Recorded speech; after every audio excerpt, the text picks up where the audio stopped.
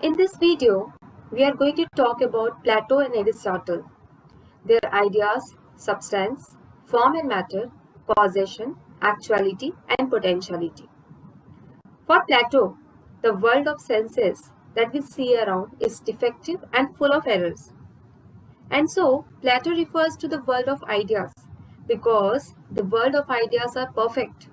It is eternal, it is changeless, and a kind of ideal form. So, the real world that we see around is a kind of imperfect imitation of a more real world of ideas or forms.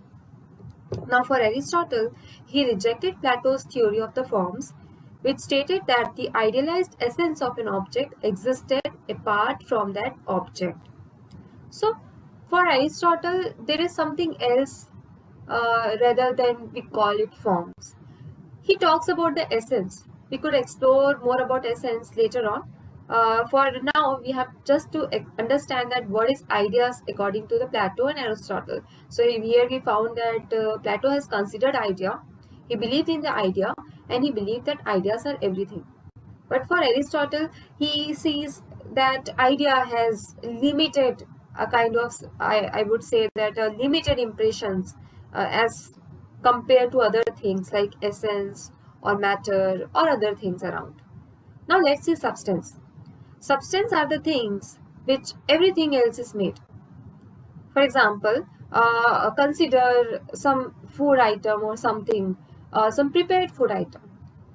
Consider some sweet dish, and that whatever from whatever thing like flour or sugar that sweet dish is prepared, that thing is called as substance. So forms here for Plato are substance, because from forms itself everything derives its existence. For Aristotle, things are made up of matter and form, and this form is called substance. Aristotle has made a distinction between primary and secondary substance. So individual is a primary substance and the kind of individual is a secondary substance. Just consider an example. If you consider Aristotle, then he is the primary substance. And the category in which Aristotle could be placed, for example, human being, it's a secondary substance. So I hope that these things are clear. Just for quick revision, ideas are what? Ideas are something that is perfect, eternal, changeless, ideal, and out of which everything comes into existence. So Plato believed in ideas, but Aristotle somehow was not so much satisfied with the concept of idea. So he said something about essence. So he rejected the ideas of forms according to the Plato. Now substance. Substance is something out of which everything else is made. For Plato, substance is essence. For Aristotle, substance is something different because he believed in materialistic science. So he said that things are made up of matter and form, matter and form both. So Aristotle just not believed in forms, he believed in both matter as well as forms. Now, the distinction of primary and secondary substance is quite clear. Primary substance is very single unit entity, that is like an individual, and the secondary substance is a kind of thing, kind where individual could be placed. So individual could be placed in a kind of category of human beings. Now form.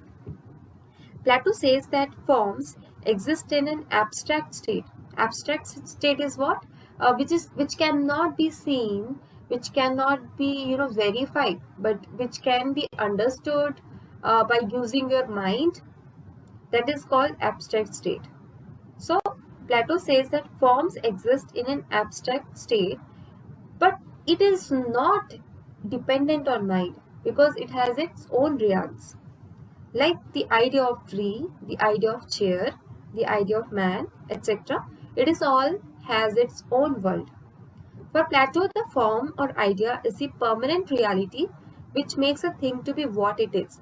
Whatever thing you see around, like in a category of human being, you see humans around who has the kind of same structure. They have their body, they have their senses, they have their motion, everything. So this is how it is possible that everything around has a similar kind of structure. This is because we have same forms. Now Aristotle identifies a thing's form with its essence. For Aristotle, there is something called essence, out of which everything comes into existence. Now, matter.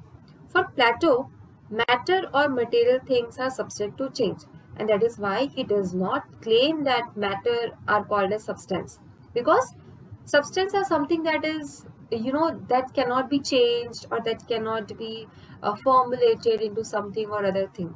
Substance is something that is fixed. That's why matter as a substance, Plato has rejected it. Now, matter for Aristotle is a primal element out of which all things are made. So, I told you that Aristotle has considered both matter as and form for the cause of the world around. Now, causation. Coming to the causation, when I have substance, when I have the structure, then obviously something is going to be created. And this process of creation is called causation. So, cause could be considered as something that acts upon something, being an element that generates particular effects. It is something which creates some particular effect. The focus of Plato was on teleological causes, that is, the end results. So, Plato believed in the end result. Now, for this Aristotle, there are four types of causes, that is called material cause, formal cause, efficient cause, and final cause. The material cause relates to what something is made of, that is matter. The formal cause is related to the structure or shape, something that is supposed to take, like the structure and the formal thing, everything. It is what? It is a formal cause.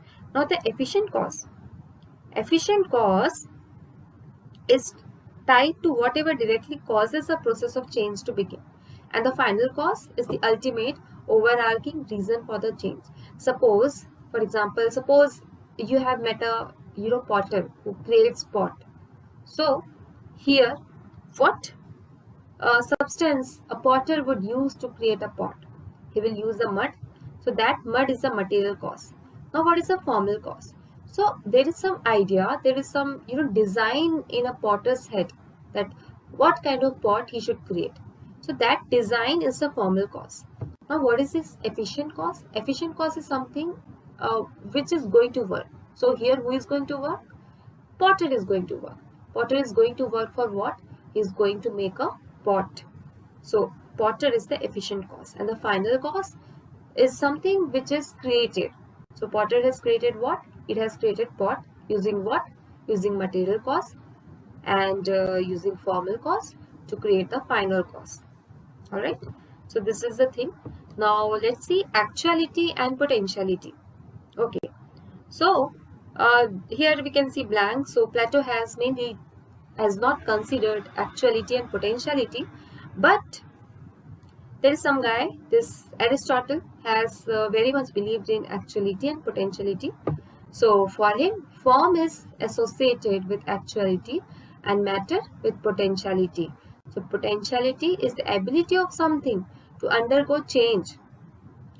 Potentiality of something to undergo change and become a certain form or to attain an actuality.